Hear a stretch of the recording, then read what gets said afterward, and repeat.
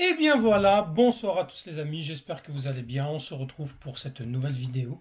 Et une vidéo, on va parler week-end des internationaux algériens. Le week-end, c'est terminé. Et performance DTZ. Alors, j'ai décidé de parler un peu plus de joueurs différents. D'abord, on va voir donc les joueurs algériens d'Europe.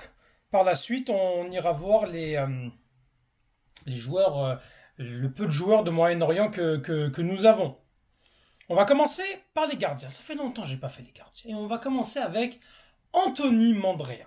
Mandrea, il a retrouvé, alors là, j'avais complètement oublié ce mec. Il a retrouvé du temps de jeu avec le stade Malherbe de Caen. Et croyez-moi, les amis, je suis surpris. Je ne m'attendais pas à ce que ce joueur ait pu retrouver du temps de jeu.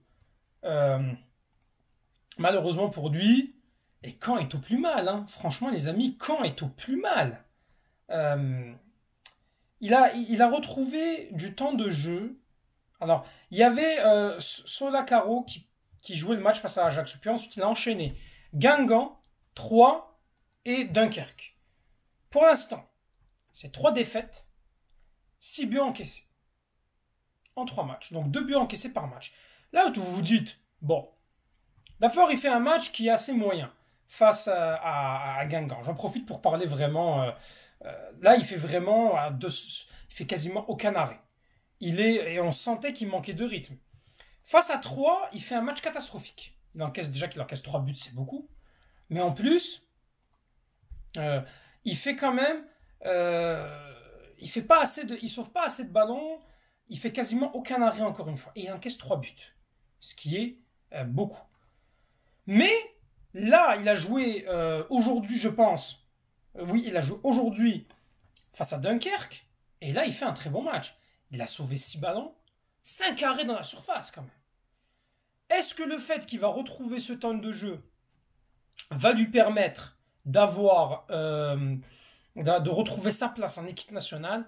Moi, je pense que, bon, il n'est pas parti. Moi, je pensais qu'il allait partir. Et en tout cas, je l'invitais, Mandrea, à partir du stade Malherbe de Caen.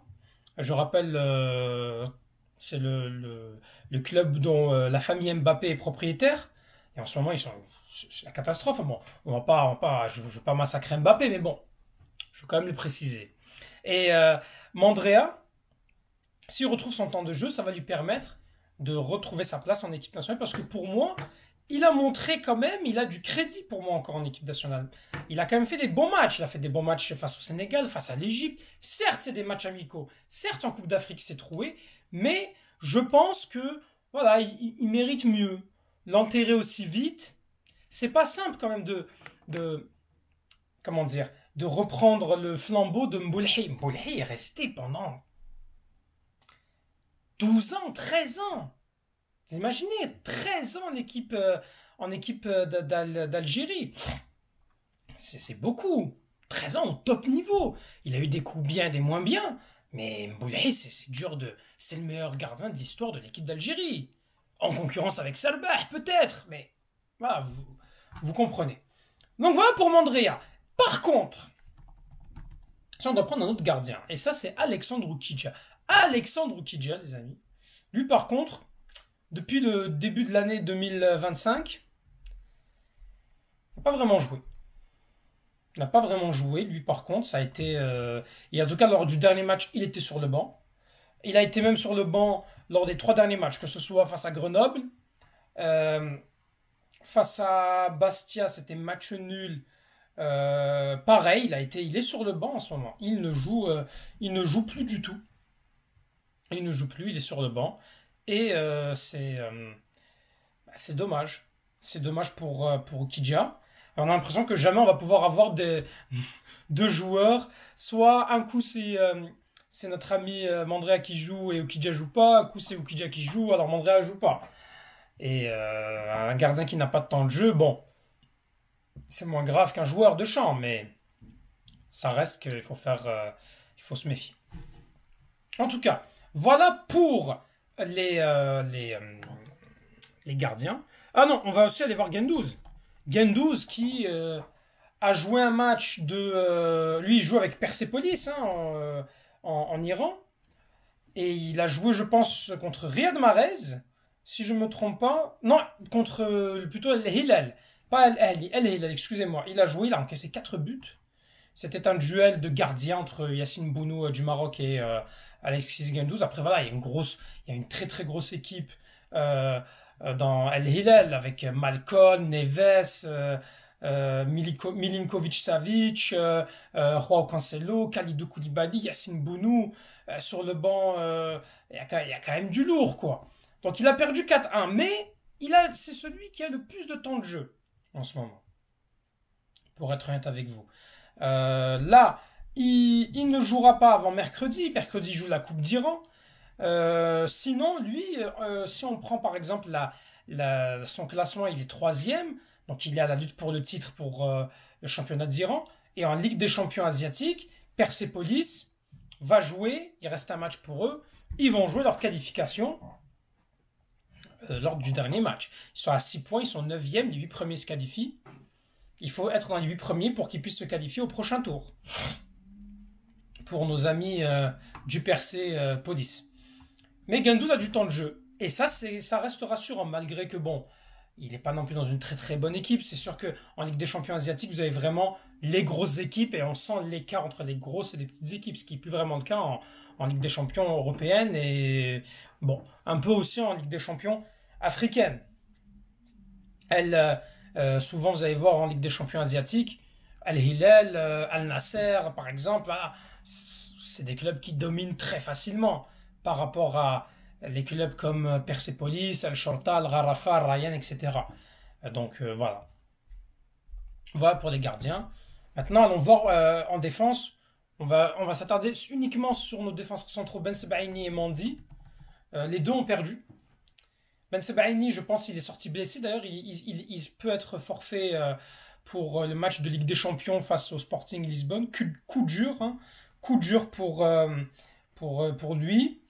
Il a joué son match face à Stuttgart, une nouvelle défaite. Et franchement, là, ça va pas du tout. Pour Dortmund, ils sont en 11e de Bundesliga.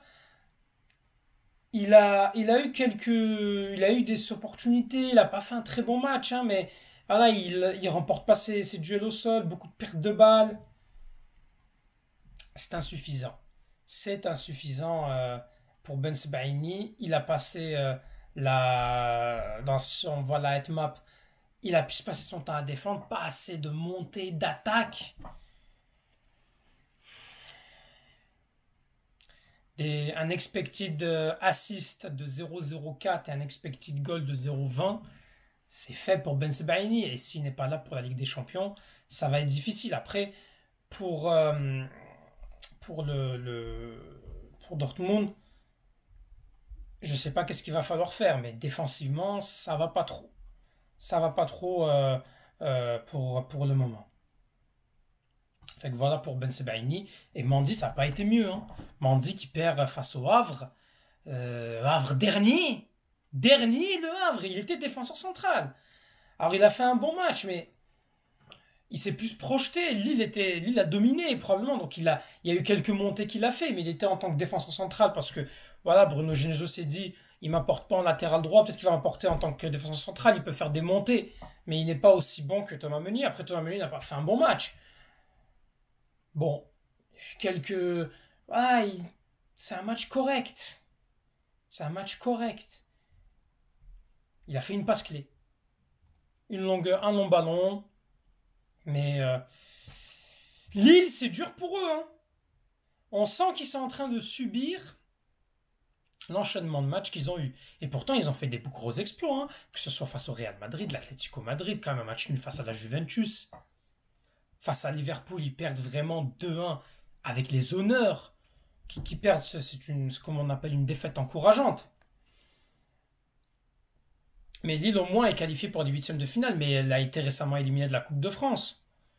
Il faut faire attention. Il faut faire attention pour Lille, qui ne vont pas payer les matchs difficiles. Les matchs difficiles, que ce soit...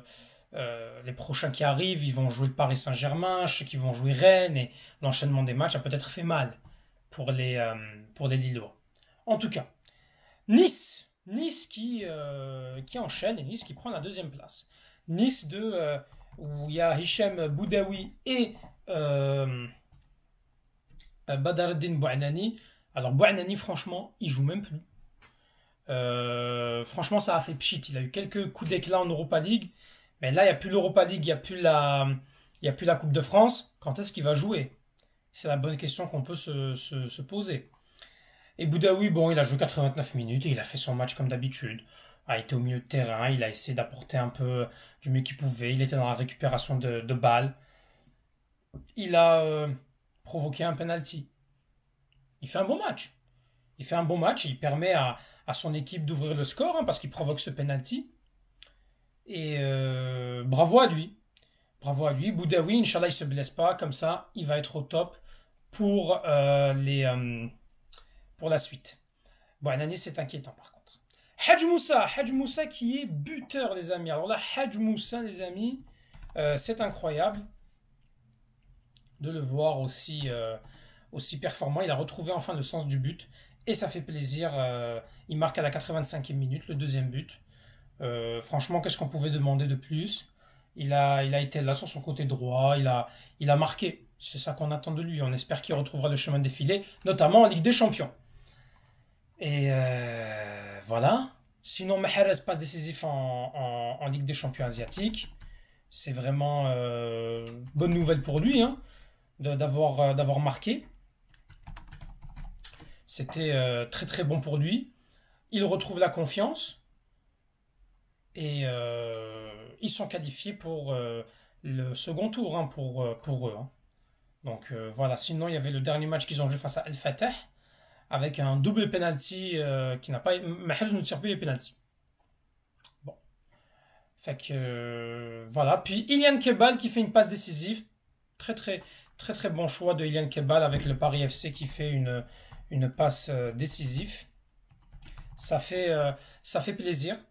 Il permet à son club de battre Pau. Et il fait un bon match lui aussi, très très bon match. Deux passes clés, dont une passe décisive. C'est ce qu'on attend de lui. Les amis, mettez en commentaire s'il y a d'autres joueurs que vous avez pensé, que j'aurais pu en parler. Mettez en commentaire votre avis sur les joueurs. Est-ce que les Algériens vous rassurent avant la prochaine trêve? C'est dans un mois, un peu plus d'un mois à peu près, hein, la trêve internationale où on affrontera le Botswana et le Mozambique en plein mois de Ramadan. Voilà les amis, merci à vous. Tahal Jazair, une pensée à nos frères et sœurs en Palestine et merci à vous.